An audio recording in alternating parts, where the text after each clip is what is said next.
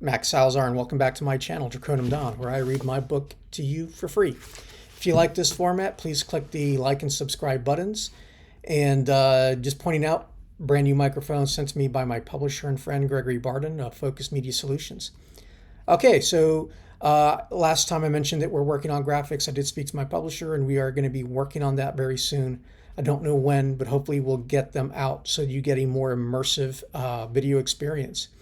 So we were on part 1. We still are, and I'm going to be reading chapters 8 and 9 for you today. Okay, let's get going. Chapter 8, Aquila. Kira grumbled as she sat before her crystalline terminal, reviewing countless communications from the other elders, all of them hand-selected by her uncle for her convenience. But at the moment, she only wanted to think of her best friend Sax. She enjoyed the few moments that they shared together and was grateful that her uncle suggested the friendship. But construction of the giant vessel was entering its next stage after countless engineering reviews and preparations, and she needed to focus. A communique from Libor confirmed that progress was on schedule, but for reasons she did not care to investigate, her gut told her otherwise. She dismissed the thoughts, knowing full well her uncle had the best interests of the Quets in mind. He would take care of everything. The full weight of her responsibilities, nonetheless, weighed heavily upon her.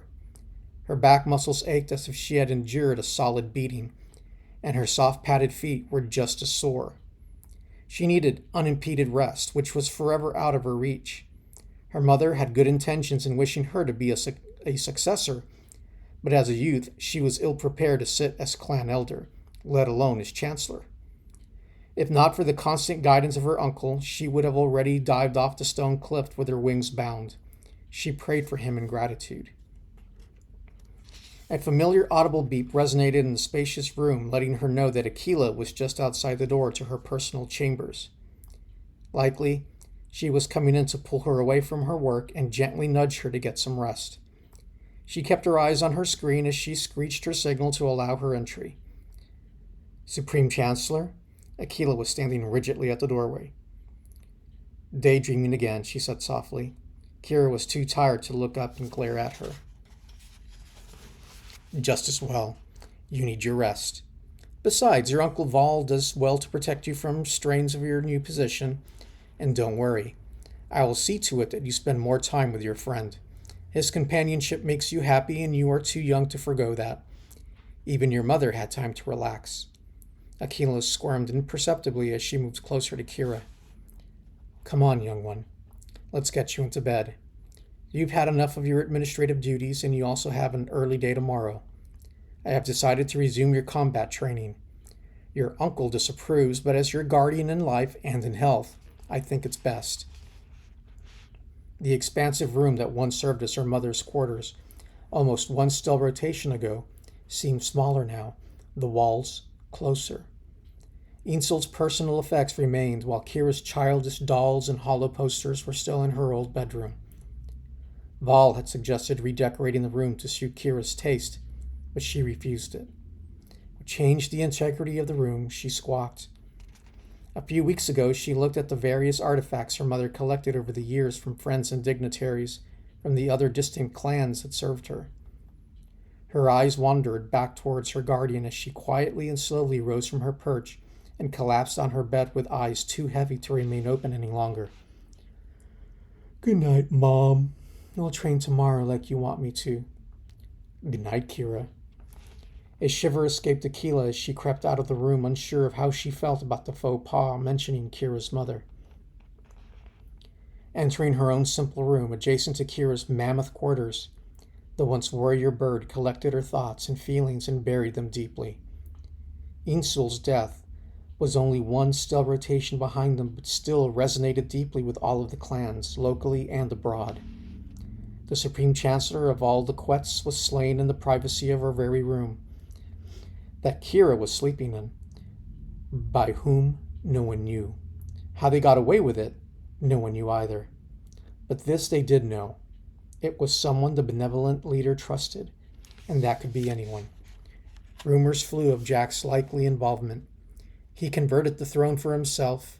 He coveted the throne for himself, yet loyalty ran in his veins, and his appointment came at the hands of Insul herself. Despite his keen mind and knowledge of defense and humanity, he was not in line for promotion to clan elder. Another bird was, who, after failing to ascend to the seat, had left for his home in East Asia. A small plain obsidian desk sat at the wall by the entrance to her room. On it, a projection of a multitude of images flickered. Some showed her the main halls, others exterior views of the mountain. But at the center of the hollow projection were several angles of Kira's room. She scanned those first and then quickly reviewed the others. Settled in her faux wooden perch, she leaned back and kept one open eye trained on the images, while the other rested. She alternated her eyes, opening and closing them until it was time to wake Kira from her slumber and begin her combat training. Chapter 9. Council Use Only. Memo. From Storiclan Elder Loon to Her Excellency the Supreme Chancellor. Copy. Council Elders. Subject: Non-regular report on human occupancy of Tur. Summary: Inhabitability of Tur imminent within 50 stellar rotations. Humanity remains the singular cause behind planetary chaos. While it is certain we will not be able to survive here in 50 rotations, the possibility remains that a human-triggered cataclysmic event could be initiated at any time. Recommendation remains: depart Tur prior to destruction. Issue: Atmospheric oceanic health. Ocean acidification increased by 1/10 potential for hydrogen, or 2.5 per mil increase since the human pre-industrial era. Even by human perception, this change is irreversible as current output of carbon dioxide continues to increase at near exponential rates. Over the past stellar rotation, a decrease of 0.96 parts per mil was reported, but due to current human political machinations, this trend is not anticipated as sustainable, nor is it enough to prevent catastrophic climate change over the next 100 stellar rotations. Status: Imminent irreversibility. Issue: Nuclear proliferation. No change to report. Development of nuclear weapons technology continues, with less advanced states gaining the ability for themselves. Non-state actors continue to glean dirty versions of this weaponology from powerful but rogue states. Status: Potential for use remains at moderate levels. Issue: Bioweapons. Interceptions of human media detail release of genetically altered yet simple virology-based diseases. Considerable uncertainty remains on whether the release of the virus was by design or accidental in nature. Death tolls are approximately 0.34 per mil. Status: Based on intercepted communications, there is a moderate risk of a future release of bioweapons with a strong potential for greater than 9 per mil global human death toll. Issue: Population increase. A near 8-fold increase in human numbers since the beginning of their industrial age from 1 billion to nearly 8 billion continues to draw serious concern, as there are no signs of reaching a steady state in this exponential increase. Status: Grim.